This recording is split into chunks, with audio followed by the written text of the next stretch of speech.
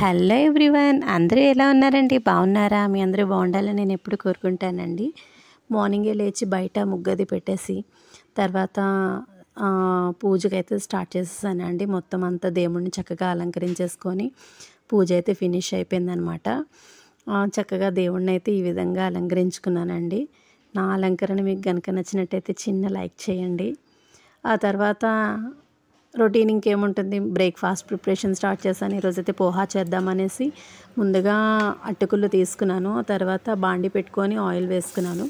తర్వాత ఏమో కొంతమంది ఆనియన్స్ వేస్తారు, కొంతమంది ఆనియన్స్ వేయరనమాట. నేనైతే ఆనియన్స్ వేసే చేస్తానండి, నాకు ఇలా ఇష్టం, బాగుంటుందనేసి.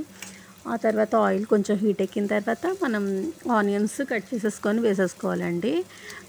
చాలా సింపుల్ ప్రాసెస్, ఈజీగా అయిపోయి బ్రేక్ఫాస్ట్ అనమాట. ఇది మంచిగా వేగుతున్నప్పుడు మనం పచ్చిమిర్చి, ఎండుమిర్చి, తర్వాత పోపు దినుసులు ఉంటాయి కదండి, శనగపప్పు, మినప్పప్పు, ఆవాలు, జీలకర్ర, కరివేపాకు, ఇవన్నీ వేసుకోవాలన్నమాట. చాలా ఫాస్ట్గా చేసేసుకోవచ్చు. పిల్లలు ఆకలి అన్నప్పుడు మనం వెంటనే చేసేవచ్చు అనమాట. తర్వాత కొంచెం పల్లీలు కూడా వేసాను, అంటే అల్లం ముక్కలు కూడా వేసానండి. ఇవన్నీ యాడ్ చేసుకున్నాను అనుకోండి, ఫ్లేవర్స్ మారుతాయి కదా, సో అందువల్ల ఇవన్నీ యాడ్ చేస్తాను అనమాట. పచ్చిమిర్చి, ఎండుమిర్చి, అల్లము, కొంచెం స్పైసీగా, కారం కారంగా, పుల్ల పుల్లగా, టేస్టీగా ఉంటుంది కదండి. పిల్లలు ఈ విధంగా చేస్తే ఇష్టంగా తింటారనమాట. సో ఇదంతా మంచిగా వేగుతున్నప్పుడేమో మనం కరివేపాకు, మంచిగా ఫ్రెష్ కరివేపాకు తీసుకొని చక్కగా మనం అందులో వేసేసుకున్నాం అనుకోండి. ఆ తర్వాత కొంచెం పసుపు వేసుకోవాలండి. అంటే ఈ పోహాలోని టేస్ట్ అంతా మనం ఈ తాలింపు అన్నది మంచిగా ఫ్రై చేసుకుంటే టేస్ట్ అంత బాగుంటుందన్నమాట. ఆ తర్వాత ఏంటంటే కొంచెం పసుపు, ఉప్పు కూడా వేసేసుకోవాలి.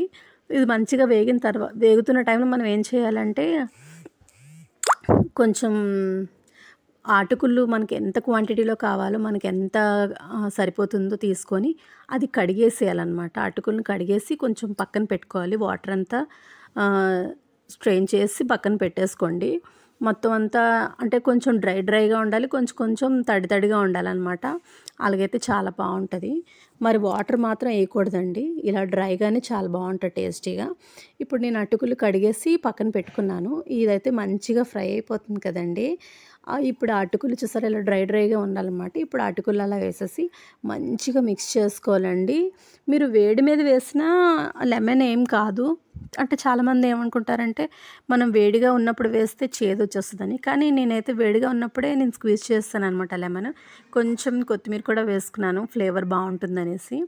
ఇది బాగా కలిపేసుకొని, అంటే మంచిగా కలిపేసుకున్న తర్వాత మనం కొంచెం లెమన్, ఒక 1 లెమన్ అయితే మనకి, అంటే కొంచెం పులుపు అనేది ఎక్కువగా ఉందనుకోండి, టేస్ట్ అనేది చాలా బాగుంటుంది అనమాట.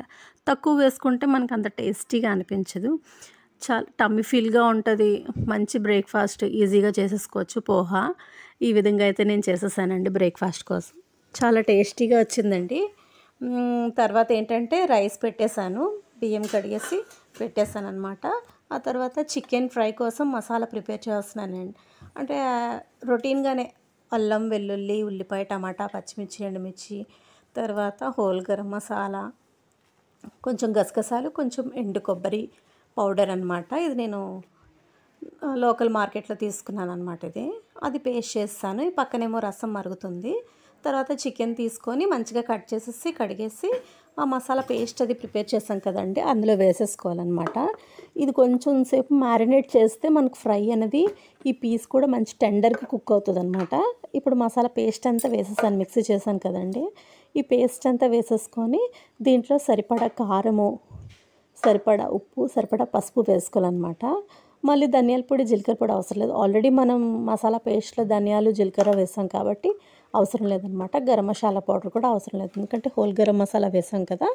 సో ఇప్పుడు ఏంటంటే, ఇది మంచిగా పసుపు, ఉప్పు, కారం వేస్తాం కదండి, ఈ మసాలా పేస్ట్ అంతా ఆ పీసెస్కి పట్టేటట్టుగా మంచిగా కలిపేసుకోవాలన్నమాట.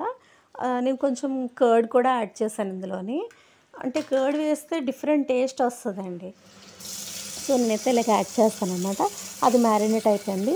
ఇప్పుడు ఏం చేశానంటే, ఈ కుండలోనమాట, మట్టి పాత్రలో చేస్తున్నాను. కొంచెం ఆయిల్ వేసుకొని కొంచెం పచ్చిమిర్చి, కరివేపాకు, కొత్తిమీర వేసుకున్నాను. ఇది బాగా ఫ్రై అవుతున్నప్పుడు మనం ఆల్రెడీ మ్యారినేట్ చేసుకుని ఉంచుకున్న చికెన్ని అందులో వేసేసి సిమ్లో పెట్టుకొని ఒక లిడ్ పెట్టి అలా అస్తమానం కలుపుతూ ఉన్నారనుకోండి, యమ్మీ చికెన్ ఫ్రై అయితే రెడీ అయ్యింది. చాలా టేస్టీగా వచ్చింది.